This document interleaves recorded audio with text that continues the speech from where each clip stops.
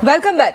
અને વિરામ બાદ હવે એ વાત કરવી છે કે પ્રાથમિક આરોગ્ય કેન્દ્રમાં શું પરિસ્થિતિ છે, કારણ કે પીએચસી સેન્ટર એટલે કે પ્રાઇમરી હેલ્થ સેન્ટર, જેને આપણે પ્રાથમિક આરોગ્ય કેન્દ્ર પણ કહીએ છીએ, હવે આ પ્રાથમિક આરોગ્ય કેન્દ્રમાં શું પરિસ્થિતિ છે આપણે તેની વાત કરવા જઈ રહ્યા છે. આમ પ્રાથમિક આરોગ્ય કેન્દ્ર જેનો ઉદ્દેશ્ય ભારતના જે ગ્રામીણ વિસ્તારો છે ત્યાં સ્વાસ્થ્ય સેવા પહોંચાડવાનો છે. એવા પછાત ગ્રામીણ ક્ષેત્રો કે જ્યાં દૂર દૂર સુધી કોઈ ઉપચાર કેન્દ્રો નથી ત્યાં સ્વાસ્થ્ય સેવા પહોંચાડવાનું કામ પ્રાથમિક આરોગ્ય કેન્દ્ર કરે છે. પણ હવે પ્રશ્ન એ છે કે જે ઉદ્દેશ્ય સાથે પ્રાથમિક આરોગ્ય કેન્દ્રની શરૂઆત કરી હતી તે કેટલું સાર્થક થાય છે. આ સવાલ આજે એટલા માટે કરવો પડે છે કારણ કે છોટાઉદેપુરના કવાંટમાં મોટી કઢાઈ ગામ આવેલું છે, જ્યાં તાલુકા પંચાયતના કારોબારી અધ્યક્ષ તપાસ કરવા પહોંચે છે ત્યારે આરોગ્ય કેન્દ્રમાં ડોક્ટર જ ગેરહાજર છે. એટલું જ નહીં, ડોક્ટર ફરજ પર હોય તે જાણ કર્યા વગર ગેરહાજર થઈ જતા હોય છે. હવે જ્યારે આવી આખી પરિસ્થિતિ થાય ત્યારે વિચાર એ કરો કે જ્યારે કોઈ વ્યક્તિ આરોગ્યલક્ષી સેવા માટે જાય ત્યારે એ વ્યક્તિને ડોક્ટર જ ન મળે અને તેને દવા કોઈ અન્ય કર્મચારી આપે, અને એટલે જે વ્યક્તિ પાસે ડિગ્રી નથી તે વ્યક્તિ શું ડિટેક્ટ કરતા હશે, દર્દીને શું તકલીફ છે તે શું જાણતા હશે, તે પણ સૌથી મોટો સવાલ છે. ખૂબ ગંભીર બાબત છે. પીએચસી સેન્ટરમાં મુશ્કેલી શું છે તેની પણ વાત કરવી છે. સૌથી પહેલો મુદ્દો, પીએચસી સેન્ટરમાં કામ કરવા માટે જે લાયક તબીબો છે તેમનો અભાવ હોય છે. બીજું, કેટલાક તબીબોનું જો પોસ્ટિંગ થાય તો તે પીએચસીમાં રહેવાનું પસંદ નથી કરતા. ત્રીજો મુદ્દો, આરોગ્ય સંભાળની ગુણવત્તાનું મૂલ્યાંકન કરવા માટે જે નિર્ધારિત માપદંડો હોય છે તેનો અભાવ હોય છે. ચોથો મુદ્દો, નબળી માળખાગત સુવિધાઓ હોય છે. પાંચમો મુદ્દો, દવાઓનો અપૂરતો જથ્થો હોય છે. એટલે આ તમામ અલગ અલગ પાસાઓ છે કે જેની ઉપર ચર્ચા કરવી અત્યંત જરૂરી છે. પીએચસીમાં ગુલ્લી મારતા ડોક્ટરોને કોઈ પૂછે છે કે નહીં, એ સૌથી મોટો સવાલ છે. ડોક્ટરોની જો ગેરહાજરી હોય છે તો તેના લીધે ગ્રામ્ય વિસ્તારના લોકો હેરાન થાય છે તે એક સવાલ છે. ડ્યુટીથી ભાગતા ડોક્ટરોની વહીવટી તંત્ર પાસે દવા શું છે તે સૌથી મોટો સવાલ છે. અને આ સવાલો પર કરીશું હવે મહામંથન.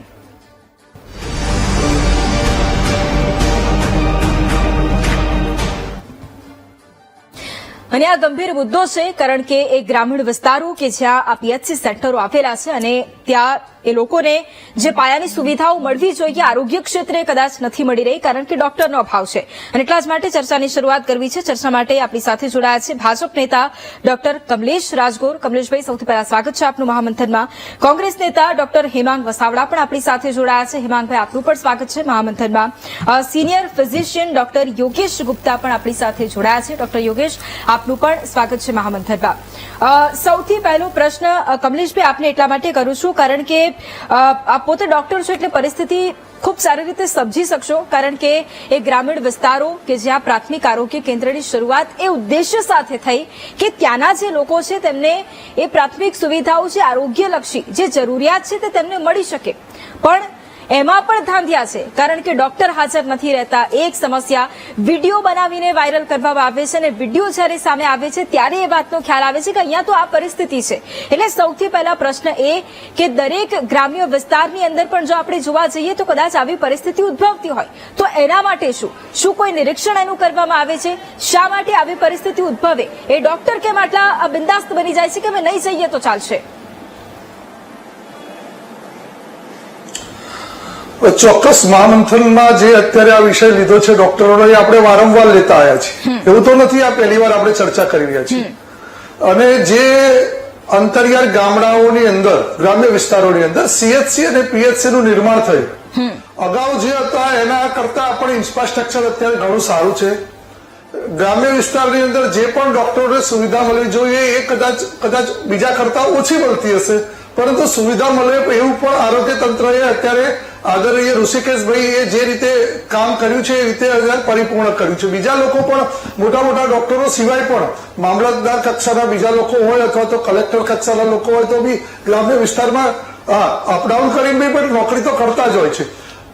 ડોક્ટરો જયારે ગ્રામ્ય વિસ્તારમાં અંદર મહેકમ પૂરું કરવા માટે આપણે મૂકીએ છીએ ત્યારે કોઈ પણ કારણસર એ રજા લઈને અથવા વરસાદ પડે, જેમ કે આ છોટા ઉદેપુરની અંદર વાત છે તો વરસાદ પડી છે એટલે ડોક્ટર આવ્યા નથી અને ડોક્ટર નથી આવ્યા એટલે એમનો પટ્ટાવાળો જે ચાલુ દવા છે એ 6-7 ડોક્ટરો 6-7 પેશન્ટોને આપી છે. એટલે આ વસ્તુ એ ગંભીર એટલા માટે છે કે જો મહેકમ પૂરું ના થાય તો પણ આપણે નજીકના ગામડાઓની અંદર જ્યાં આગળ ગ્રામ્ય વિસ્તાર પીએચસી સીએચસી હોય ત્યાંથી ડેપ્યુટેશન ઉપર ડોક્ટરને આપણે મૂકતા હોઈએ છીએ. આયુષ ડોક્ટરો પણ એમાં કામ કરતા હોય છે. એટલે ડોક્ટર ના હોય એવું ક્યાંય પણ ઓન પેપર આપણે જે એપોઇન્ટમેન્ટ કરવાની છે અહીંયા આગળ ગાંધીનગરથી એ પરિપૂર્ણ કરી હોવા છતાં પણ ડોક્ટરો ક્યાંક ને ક્યાંક જતા નથી.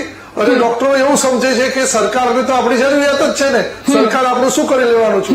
પરંતુ સાચી વસ્તુ એવું છે કે જે આ ડોક્ટરોની જરૂર સરકારને છે એના કરતા વધુ જરૂર આ ગ્રામ્ય વિસ્તારમાં રહેલા જે ગરીબ અને એકદમ આર્થિક સ્થિતિ નબળા વર્ગના લોકો છે, દલિત લોકો છે, એ ગરીબ દર્દીઓ છે, એને વધુ જરૂર છે. આ ડોક્ટરો સમજતા નથી અને નાની નાની બાબતમાં રજા પાડે છે, જેના કારણે આપણે આ વસ્તુ આપણે ભોગવવી પડે છે. ચોક્કસ પહેલા કરતા આ જે આરોગ્યનું માળખું છે એનો વ્યાપ તો વધ્યો છે, ક્યાંક ને ક્યાંક સુધારવાની કોશિશ કરી છે. મારી જોડે તજજ્ઞ ડોક્ટરો પણ છે. રાજનીતિ એ લોકો કરતા નથી, સારી સારી સૂચનાઓ પણ અમને આપતા હોય છે અને એ સૂચનાઓનું અમે ગાંધીનગર લેવલે ક્યાંક ને ક્યાંક આપણે ડાઉન કરતા હોઈએ છીએ અને કહેતા હોઈએ છીએ કે ભાઈ ડોક્ટરોને આ રીતે જો તમે એને જે સુવિધાઓ અથવા તો એને જે જરૂરિયાત છે એ પ્રમાણે આપણે તમે જોયું કે વેતનમાં પણ વધારો કર્યો. પ્રાઇવેટ ડોક્ટરોને જે વેતન આપવાનું હોય એ વેતન પણ આપણે જે પહેલા કરતા છે એ આરોગ્ય તંત્રએ એકદમ વધારીને અત્યારે જે ડોક્ટરોની ડિમાન્ડ હતી અને ડોક્ટર સિવાય નર્સિંગ સ્ટાફ અને પેરામેડિકલ સ્ટાફની ડિમાન્ડ હતી એ પરિપૂર્ણ કરી છે. તો ચોક્કસ ગુજરાતની સરકાર આરોગ્ય ક્ષેત્રે પ્રમાણિકતાથી કામ કરી રહી છે. અંતરિયાળ ગામડાની અંદર લોકોને સુવિધા મળી રહે એની ચિંતા કરીને જે પણ નાના મોટા સુધારા કરવા જોઈએ કરતી હોય છે. પરંતુ ક્યાંક ડોક્ટરોએ પણ જો સમજવું જ પડશે કે ભાઈ તમારા કરતા, સરકાર કરતા, આ સમાજ કરતા તમારી જરૂરિયાત જે અંતરિયાળ ગામડાના દર્દીઓ છે એમને જરૂર છે.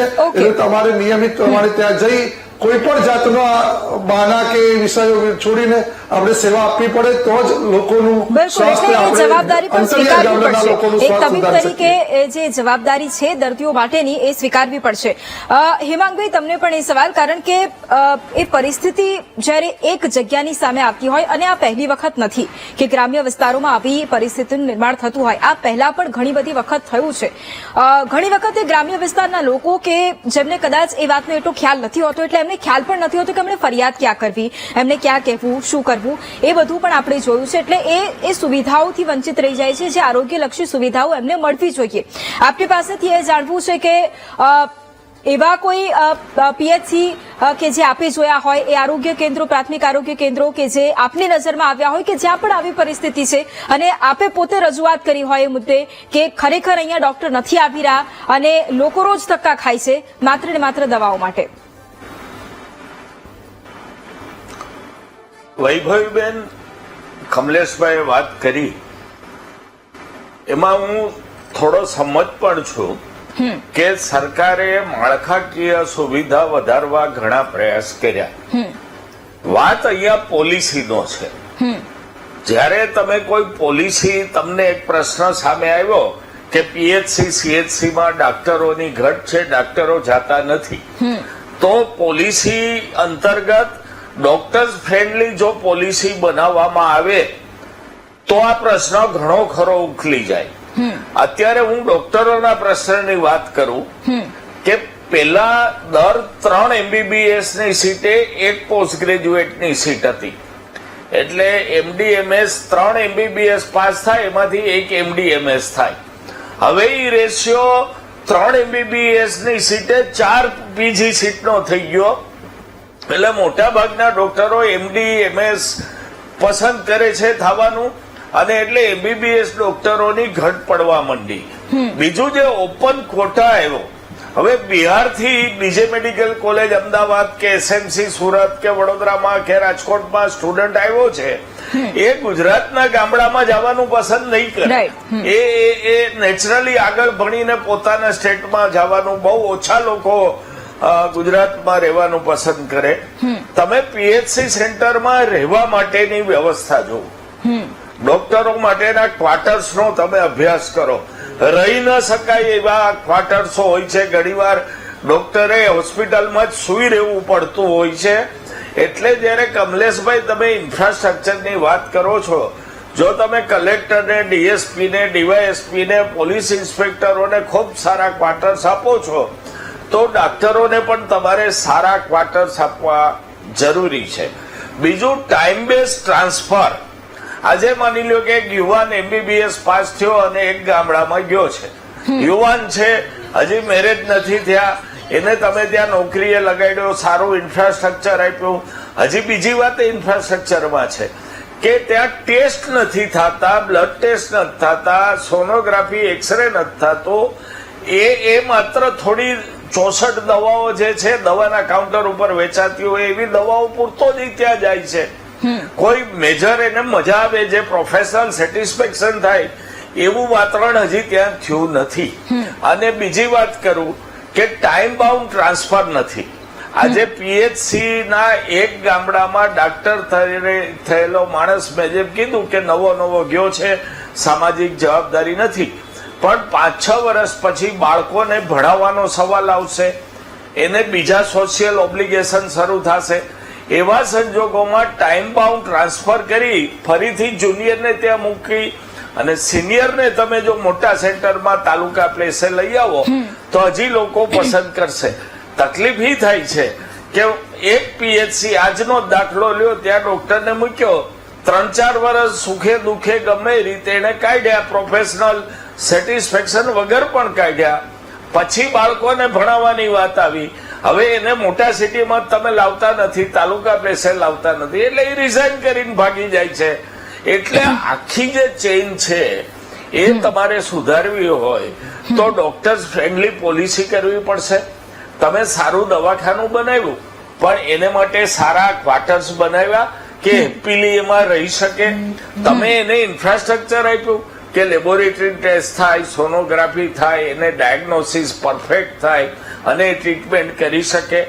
આ બધું જયારે ઉભું કરશો ત્યારે આપણે ડોક્ટરોની ઘટ ચાલશે નહીં.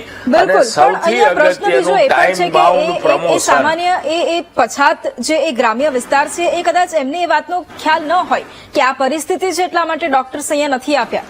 વાત છેલ્લા એ છે કે એ લોકો પોતે પણ આરોગ્યલક્ષી સુવિધાઓથી વંચિત રહી રહ્યા છે અને એમને એક એવો વ્યક્તિ દવા આપી રહ્યો છે કે જેની પાસે કોઈ ડિગ્રી નથી. એ સૌથી મોટો પ્રશ્ન અહીંયા છે.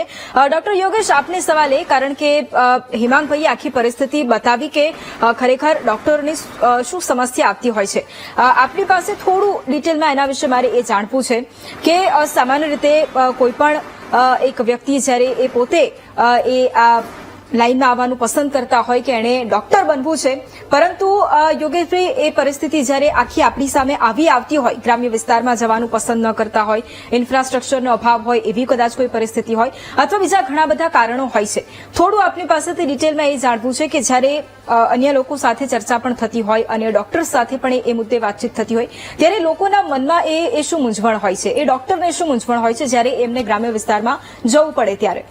સો બેન, આ ચર્ચા ખરેખર બહુ જ જરૂરી છે, પણ જે રીતે કરવામાં આવે છે, જેટલો ટાઈમ ફાળવવામાં આવે છે, મીડિયા હાઉસીસની વાત નથી કરતો, પણ ઇવન વિધાનસભા, લોકસભા કે આપણી ગુજરાત એસેમ્બલીમાં બી એ બહુ જ ડિસ્મલ અને એબિસ્મલ છે.